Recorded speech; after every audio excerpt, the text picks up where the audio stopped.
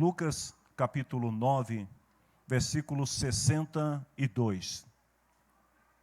Jesus respondeu: quem começa a arar a terra e olha para trás, não serve para o reino de Deus.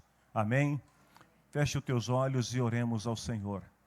No nome de Jesus Cristo, é que nós rendemos a Ti, Senhor, neste momento a nossa oração. E quero, Senhor, te pedir neste momento a Tua bênção sobre a vida de toda a igreja do Senhor que está aqui reunida, como também da igreja do Senhor que está acompanhando esta reunião através da internet. Que a bênção do Senhor alcance cada um dos teus filhos. Que a tua paz, Senhor, venha reinar em seus corações. Que o Senhor multiplique as bênçãos, Senhor, na vida dos teus filhos que têm demonstrado generosidade, bondade e fidelidade para com a obra do Senhor. Também oro, Deus, neste momento, apresentando este pedido de oração que fiz à tua igreja em favor da irmã Iraí, em favor da irmã Dalva. Também oro, Senhor, pela irmã Antônia, que irá se submeter a uma cirurgia no dia de amanhã, e por todos aqueles que precisam da bênção do Senhor, da proteção do Senhor, do milagre do Senhor nas suas vidas. Oro ainda, Deus, para que o teu Espírito Santo me conceda a graça de nesta noite poder transmitir a tua palavra à tua igreja, e que a tua palavra, Senhor, possa cumprir todo o teu fiel propósito para a glória de Jesus. Amém. Podemos assentar, meus irmãos. Este versículo que nós lemos no Evangelho de Lucas 9, ele faz parte de um texto que começa no versículo 57. E estes versos falam sobre 3 tipos de pessoas que querem seguir a Jesus. Estes versos falam também sobre os ensinamentos que Jesus passou para os seus discípulos, sobre a renúncia, sobre a superação que se exige daquele que deseja tornar-se o seu discípulo. Logo no versículo 57, nós temos aí a leitura do primeiro homem que se ofereceu para seguir a Jesus. Ele disse que estava pronto para seguir Jesus em qualquer lugar. Ele falou para Jesus: Senhor, eu estou pronto para seguir o Senhor. Qualquer lugar aonde o Senhor quiser que eu vá, eu estou pronto para ir. Essa mesma passagem a gente vai encontrá-la também lá em Mateus, no capítulo 18. Só que em Mateus 18, nós temos um adendo, porque lá o escritor sagrado diz que este homem que disse para Jesus que estava pronto para segui-lo, ele era um mestre da lei, era um conhecedor da lei de Moisés, que provavelmente estava observando Jesus em meio à multidão, e se deixou comover e aceitou as palavras de Jesus no seu coração. Eu vejo aqui um homem que está rompendo com a sua tradição religiosa para seguir Jesus. Mas o interessante é que Jesus, ele não facilita as coisas para ninguém. Embora este homem fosse doutor na lei, embora este homem tivesse se posicionado diante dos seguidores de Jesus, dizendo: eu estou pronto para ir aonde o Senhor quiser que eu vá, Jesus dá uma resposta muito dura para este religioso, né? Ou seja, Jesus deixa claro para ele que esta decisão que ele estava tomando naquele momento diante das pessoas não seria uma tarefa fácil para ele. Então Jesus fala assim: as raposas têm os seus covis, os pássaros têm os seus ninhos, mas o filho do homem não tem onde descansar. Ou seja, Jesus estava dizendo para este homem o seguinte: o que você está dizendo, que está disposto, que está pronto, preparado para me seguir, eu quero te dizer o seguinte: você não terá conforto para me seguir. Se você está acostumado com a lei, onde você tem casa para morar, onde você tem influência, onde você tem amigos, onde você tem tudo aquilo que você considera importante. Fique sabendo que me seguir significa não ter nem mesmo um teto aonde descansar. Ou seja, você não vai ter vida fácil. O segundo homem que está ali perto de Jesus, ele participa da conversa, então Jesus olha para ele e diz para esse homem: e você? Venha também, venha me seguir. Mas esse segundo homem, quando recebe este convite de Jesus, ele deixa claro que ele até aceitou o convite de Jesus. Ele deixa claro que ele até se sentiu lisonjeado, vamos dizer assim, por ter recebido o convite do mestre. Mas que primeiro ele tinha algumas pendências familiares que ele precisava resolver antes de seguir Jesus. Então ele diz para Jesus assim: Senhor, tudo bem, mas primeiro deixe que eu volte e sepulte o meu pai. Traduzindo esta declaração dele para a nossa linguagem atual, coloquial, ele estava dizendo para Jesus o seguinte: quando o meu pai morrer, eu estarei livre para te seguir. Quando eu resolver os meus problemas, as minhas questões familiares, então eu estarei disposto a te seguir. A resposta de Jesus nos traz uma revelação muito importante. É que a verdade nem sempre será sensível ou agradável para quem ouve. Eu vou repetir para você guardar esta palavra que é muito importante. A verdade nem sempre será sensível ou agradável para quem ouve. A resposta que Jesus dá para este homem, de certa forma, foi uma resposta rude. Uma resposta que demonstra, se olharmos pela ótica natural, uma certa insensibilidade de Jesus. Porque olha o que o homem está dizendo para Jesus: eu tenho um pai que precisa dos meus cuidados, e eu só preciso cuidar dele. Quando ele morrer, eu vou ficar livre, não terei nenhum outro compromisso, então eu posso seguir o Senhor. Aí Jesus disse para ele o seguinte: deixe que os mortos sepultem os seus mortos.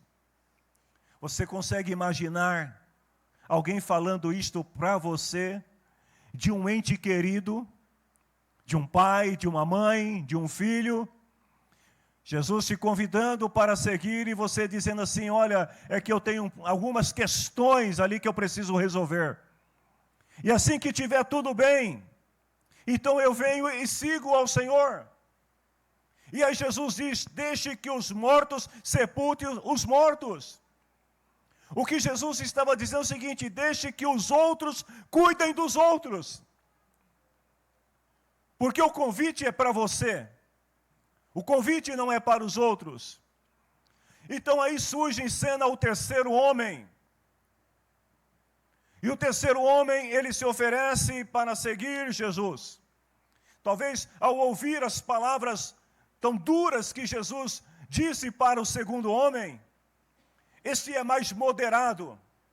Ele não é tão efusivo, tão radiante quanto o primeiro, que chega dizendo: eu estou pronto. Mas ele também, ele não age como o segundo que diz: Senhor, depois que eu resolver eu vou. Não. Ele busca um meio termo. E ele diz para Jesus assim: eu seguirei o Senhor, mas primeiro deixe que eu vá me despedir da minha família. Veja que este terceiro homem, ele não está dizendo para Jesus: eu vou cuidar da minha família, de meu pai, e quando ele morrer eu venho. Não, ele está dizendo: eu só preciso ir lá e dizer para ele: pessoal, recebi um convite de Jesus, e preciso seguir Jesus, então eu venho aqui para dar beijos e abraços e tchau. Essa passagem lembra um outro texto na Bíblia, lá no Antigo Testamento, em 1 Reis 19, 20, quando o profeta Elias chama Eliseu para ser seu discípulo, para ser o seu aprendiz. E Eliseu recebe com muita alegria o convite de Elias, porém ele diz para Elias o seguinte: Senhor, deixe que eu vá beijar meu pai e minha mãe, vou me despedir deles e depois eu venho e te seguirei. E Elias disse para Eliseu: tudo bem, pode ir. Só que agora com Jesus a coisa é diferente. Porque a resposta de Jesus para esse terceiro homem, ela é mais dura ainda do que as duas primeiras respostas. Porque Jesus diz para ele assim: quem começa a arar a terra, noutra versão diz, quem põe a mão no arado e olha para trás, não serve para o reino de Deus. Jesus estava dizendo para aquele rapaz o seguinte: se você considera que ir lá, dar um beijinho e se despedir é importante, então você não serve. Você consegue imaginar isso? Qual é a lição que Jesus estava querendo dar para os seus discípulos naquele momento? Talvez se a gente olhar do ponto de vista natural, nós vamos dizer que houve insensibilidade, rudeza da parte de Jesus. Mas na verdade Jesus estava querendo ensinar um princípio muito importante para os seus discípulos. O perigo de olhar para trás. O que significa olhar para trás? Desviar-se do foco. Imagine você numa autoestrada, dirigindo o seu veículo ou a sua moto, se você preferir, ou o seu caminhão, se você preferir, e você está dirigindo em alta velocidade. Você já ultrapassou o limite permitido na estrada.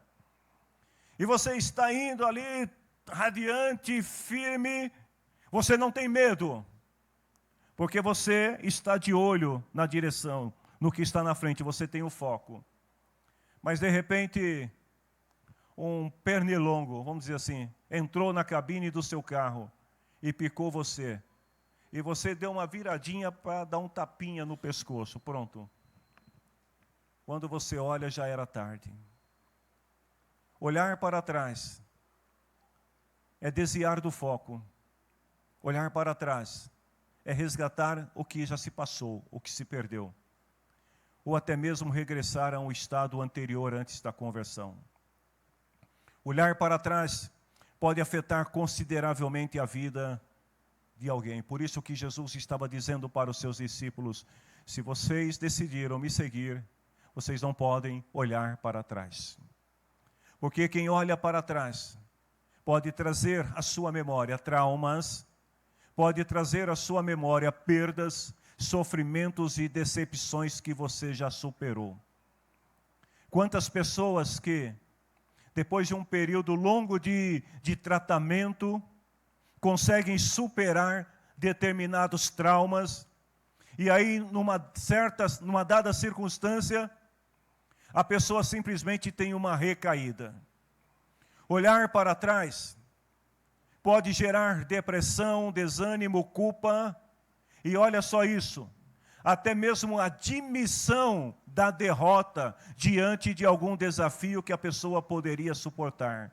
Porque quando a pessoa olha para trás e ela vê um fracasso que ela teve no passado, e ela vê que diante dela tem alguma situação, ela admite a derrota antes mesmo de enfrentar o problema.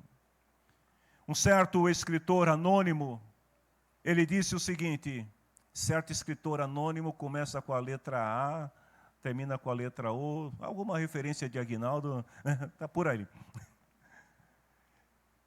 Disse o seguinte: quem olha para trás corre o risco de encontrar algo que está prestes a alcançá-lo. Quando a pessoa olha para trás, é como se as lembranças do passado que estão correndo atrás de você, tentando te alcançar, aí você olha para trás e traz elas à sua realidade. Tem uma canção, eu não lembro o nome do cantor, mas também não importa, porque não vamos fazer propaganda do cantor aqui. Mas essa canção ela é muito linda, porque ela tem uma frase que diz assim: todo dia o pecado me chama. Você está caminhando, olhando para Jesus, e todo dia aqui atrás de você o pecado está o quê? te chamando. Se você olha, você pode tornar o pecado uma realidade na sua vida. Todo dia as propostas vêm. E faz o quê? Me chamam. Todo dia vem o quê? As tentações. E elas me chamam. Mas eu escolho Deus, escolho ser amigo de Deus. Numa outra passagem na Bíblia, ainda no Evangelho de Lucas, no capítulo 17, falando ainda sobre o olhar para trás, Jesus lembra aos seus discípulos da mulher de Ló. E Jesus cita o exemplo desta mulher como uma advertência para aqueles que se aventuram olhar para trás. Olha o que Jesus disse no verso 32 de Lucas 17. Lembrem da mulher de Ló. Aí eu pergunto para vocês, o que levou a mulher de Ló a olhar para trás? Havia uma ordem dada por Deus, de que o seu esposo, as suas filhas, ela, deveriam seguir em frente e não olhar para trás. Porque atrás estava a destruição. Mas eu pergunto, o que levou esta mulher a olhar para trás? Jesus responde, a pessoa que busca os seus próprios interesses nunca terá a vida verdadeira. Provavelmente o apego desta mulher, as coisas que ela tinha conquistado naquelas planícies, talvez a lembrança de pessoas queridas por ela, que por opção decidiram continuar habitando naquelas cidades que seriam destruídas. A Bíblia diz que aconteceu que a mulher de Ló olhou para trás e virou uma estátua de sal. Queridos, ouça bem isto. A vida do crente deve ser uma jornada em sentido único. A vida do crente não existe esquerda, direita, paradinha, descanso. A vida do crente é uma caminhada, é uma jornada, que ela só cessa no dia em que o Senhor nos chamar ou nos recolher para estar com Ele. Então ela é uma caminhada em sentido único. O crente deve sempre avançar para frente, nunca olhar para trás. Porque ele sabe que se retroceder, se olhar para trás, ele não terá parte no reino de Deus. Há um hino na harpa cristã 338 que diz assim: canta com vida ao crente, doce será cantar. Anda só para a frente e deixa o teu pesar. A nossa caminhada, igreja, é para a frente. Mas o que acontece quando o crente decide olhar para trás? O que acontece quando alguém decide, por um momento que seja na sua vida, dar uma olhadinha para o que passou? Certamente esta pessoa vai se deparar com algumas situações que superou, mas que pode voltar com maior intensidade e gerar a morte espiritual. Jesus disse que isto acontece. E o pior ainda é que quando estas coisas retornam, elas retornam com maior intensidade e tornam o estado da pessoa pior do que era antes. Mateus capítulo 12, 43, 45. Quando um espírito mau sai de alguém, ele anda por lugares sem água, procurando onde descansar, mas não encontra. Então Jesus diz, ele diz, o espírito, vou voltar para a minha casa, de onde saí. Aí ele volta e encontra a casa vazia, limpa e arrumada, vida em ordem. Sua vida estava uma desgraça total. Mas quando esse espírito saiu da tua vida, a tua vida mudou-se, porque quem está em Cristo é nova criatura. E aí esse espírito volta e vê que a casa está vazia, está limpa. Olha o que Jesus disse, depois ele sai, vai e busca outros 7 espíritos piores ainda. Por isso que o crente não pode olhar para trás. Porque se você olhar para trás, você corre o risco de se paralisar, de se converter como a mulher de Ló, numa estátua espiritual, e perder a graça de Deus que está sobre a sua vida, porque esse espírito volta com mais 7, agora são 8. E todos ficam morando ali. A situação daquela pessoa fica pior do que antes. O nosso irmão Pedro, em 2 Pedro, capítulo 2, versículo 20, ele diz assim: aqueles que chegaram a conhecer Jesus, o Senhor e Salvador, e que escaparam das imoralidades do mundo, mas depois foram agarrados. O que significa ser agarrados? O crente estava correndo, avançando em direção ao prêmio da sua vitória, mas de repente, por alguma razão, deu uma relaxada, parou, olhou para trás. Pedro diz, eles foram agarrados e dominados por elas. Ficam no fim em pior situação do que o começo. Deixa eu te fazer uma pergunta sincera, não é para você me responder, é para você refletir. Você quer voltar ao seu estado anterior? Você quer viver novamente na condição que você vivia antes?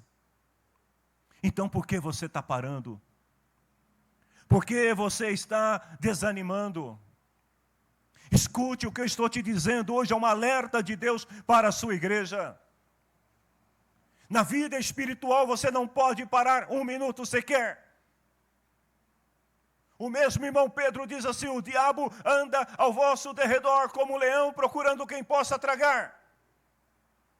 Se você cochilar espiritualmente, se você desanimar espiritualmente, se você olhar para trás, você corre o risco de ser devorado. Você corre o risco de tornar a sua vida pior do que era antes. O que acontece quando alguém olha para trás? Eu vou falar de 5 coisas apenas. Primeiro, os pecados que já foram perdoados podem renascer em seu coração. A pessoa veio para Jesus, ela foi liberta de seus pecados, ela recebeu a palavra de cura, de libertação, de perdão, está vivendo uma nova vida em Cristo. E aí, num determinado momento, ela não percebe, começa devagarzinho a inclinar para o passado. E de repente, pecados que já foram perdoados, começam a brotar, começam a renascer novamente no seu coração. Coisas que você fez lá no passado, que já não deveria mais fazer parte da sua vida, começam a ressurgir na sua vida. Quando eu falo de fugir, que a gente precisa fugir do passado, é evitar cair no mesmo erro. Provérbios 26, 11, o tolo que faz uma tolice pela segunda vez é como um cachorro que vomita e come o seu próprio vômito. Se a tua vida era ruim, era miserável, por que que você vai se arriscar novamente a comer do mesmo vômito? A enfrentar novamente a mesma desgraça, a mesma ruína que pairou sobre a sua vida? Enquanto foge do passado, a gente deve olhar para Jesus. Em 1 Pedro 1,7, o nosso irmão, ele diz o seguinte, irmão João, que se vivermos na luz como Deus está na luz, então estamos unidos uns com os outros e o sangue de Jesus Cristo, seu Filho, nos purifica de todo pecado. Ei, o teu pecado no passado já não existe mais para Deus. Então conte com a ajuda dEle. Lá em Salmo 103, versículo 3 e 12, diz assim, o Senhor perdoa todos os nossos pecados. E no versículo 12 diz assim, quanto o Oriente está longe do Ocidente, assim Ele afasta de nós os nossos pecados. O que passou, passou para Deus. Agora vejam bem, Deus não apenas nos perdoa, não apenas afasta de nós os pecados, mas a Bíblia diz que Ele esquece os nossos pecados. Se Deus esqueceu, por que que você está lembrando? Por que você está permitindo que o diabo traga à tua mente memórias daquilo que já se perdeu? Hebreus capítulo 8, versículo 11 e 12 diz: e ninguém precisa ensinar o seu parente, dizendo, procure conhecer o Senhor, porque todos me conhecerão, as pessoas humildes como as pessoas importantes, pois eu perdoarei os seus pecados e nunca mais lembrarei das suas maldades. Se você crê que o sangue de Jesus Cristo te purificou de todo o pecado, que pelo sacrifício de Jesus você tem comunhão com Deus, então esqueça o que ficou para trás. Segunda coisa que acontece é que quando você olha para trás, você pode resgatar na sua memória as derrotas que você sofreu e que já foram superadas. Sabe, aquela coisa, a gente costuma dizer assim que quem já foi mordido por cachorro uma vez tem medo, não é? Você vê um poodlezinho, é isso? Aqueles pequenininhos, não é poodle, não tem outro nome, como que chama? Os bem pincher, você vê um pincher daquele pequenininho, você parece que é um leão, você sai correndo. Porque você já foi mordido. Você não quer ser mordido a segunda vez. Vejam bem, derrotas que ficaram no passado não fazem parte do teu presente. Não é porque você perdeu lá atrás que você vai perder agora. Mas quando você olha para trás e fica remoendo as lembranças amargas daquilo que você viveu e das derrotas que você sofreu, aí você decide parar, você não consegue avançar. Vejam que a palavra do Senhor diz no Salmo 37, versículo 23 e 24, o Senhor nos guia no caminho que devemos andar. Se você está andando com Cristo, você não precisa ter medo, porque esse pincher que parece um leão, não é nada mais do que uma baratinha no teu caminho. Não vai fazer diferença nenhuma, porque se você está com Deus, Ele te protege, diz que Ele protege aqueles cuja vida é agradável a Deus, ou seja, aqueles que vivem uma vida de acordo com a vontade de Deus. E se eles caírem, olha só, se eles caírem, não ficarão caídos, porque o Senhor os ajudará a se levantar. Então não deixe que uma queda faça você se sentir um fracasso. Seja como o nosso irmão Paulo em Filipenses 3, 13 e 14, irmãos, eu sei que eu não consegui tudo o que eu queria, mas uma coisa eu faço, eu esqueço aquilo que ficou para trás e olho para o que está à minha frente. Olhe para o que está à sua frente. Terceiro, quando você olha para trás, você corre o risco de fixar a sua lembrança nos momentos em que você julgou estar em melhores condições que atualmente, e isso é um grave problema. A Bíblia fala que sobre o povo de Israel, sabe, é como se você viver com a sua mente e o seu coração no passado. No meu tempo era melhor, antigamente era melhor, 20 anos atrás era melhor. O povo de Israel sentiu saudades do tempo de escravidão quando estavam sendo provados no deserto. O crente precisa tomar muito cuidado, porque quando ele é provado, a Bíblia diz que Deus nos prova para que nós sejamos o quê? Derrotados. Como que é? Aprovados. Deus nos prova para que sejamos aprovados. Então a aprovação na vida do crente faz parte do seu crescimento, do seu desenvolvimento, da sua maturidade como cristão. Mas vejam que quando os filhos de Israel estavam no deserto sendo provados por Deus, o que aconteceu? Eles sentiram saudade do passado que eles viveram. E aí a gente precisa ter muito cuidado, porque tem muita gente que quando está passando por algum vale de provação, de aflição, de tribulação, ele começa a julgar que o passado, por pior que tenha sido, é melhor do que o que ele está vivendo no presente. E aí ele deixa de viver e de experimentar o milagre de Deus, o sobrenatural de Deus na sua vida. Ele deixa de viver novas experiências com Deus, porque ele começa a valorizar o passado. Não valorize o passado se você viveu sob o domínio do pecado só porque está atravessando o deserto. Lá em Números capítulo 4, Números 11, 4 a 6, diz assim que o povo de Israel começou a se queixar e dizer, se a gente tivesse carne para comer, que saudade. Olha o que eles disseram, que saudade dos peixes que comíamos de graça no Egito.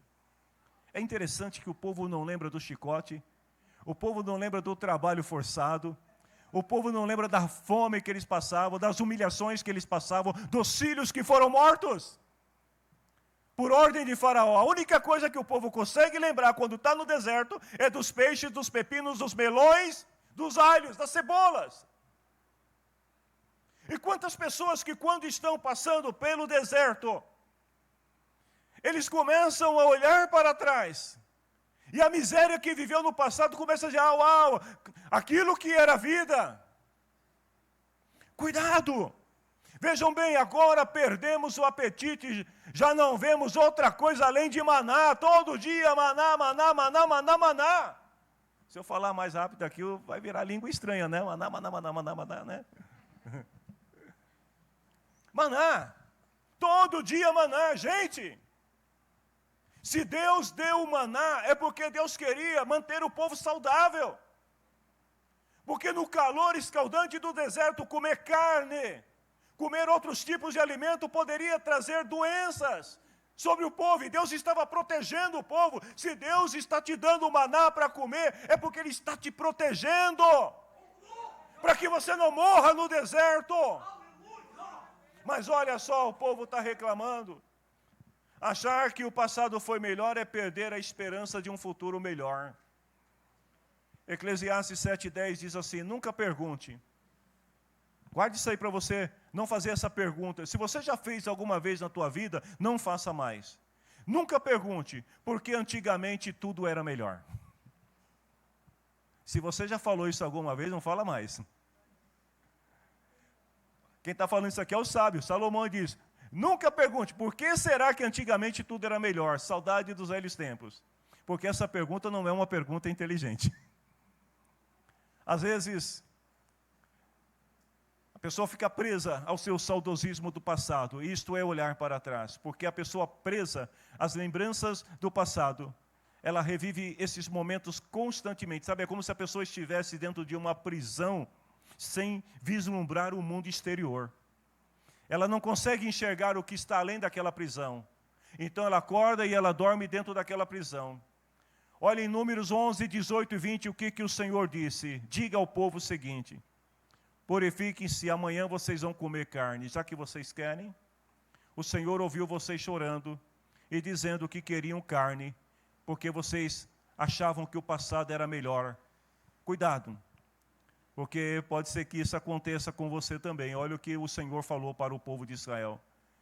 Já que vocês achavam que comer carne era melhor, então eu vou dar carne para vocês, e vocês vão comer, mas não é só num dia não, nem 2 dias, nem 5 dias, nem 10, nem 20 dias. Vocês vão comer durante 30 dias carne, e vai ter tanta carne que vai sair pelos seus narizes, e vocês vão ficar com dor, vocês vão vomitar carne.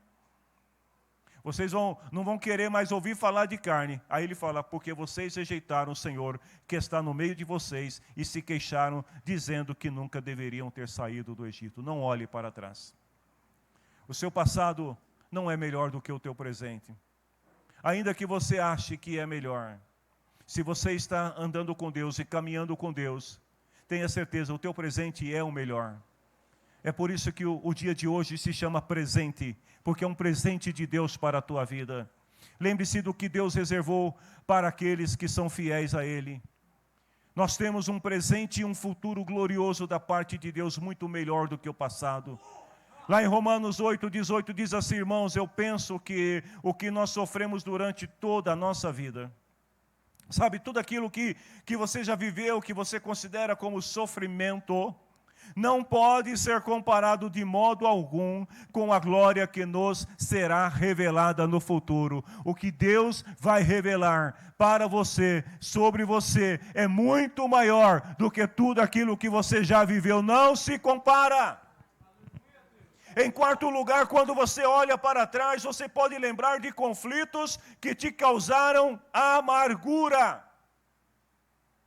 E trazer de volta esses conflitos é resgatar uma dor que você já superou.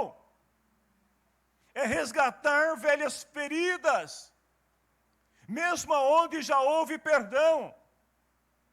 Sabe, alguém que você perdoou no passado, e de repente os anos se passaram, e aí num determinado momento, você estava atravessando um deserto, você se depara com a pessoa, e aí você traz tudo de volta.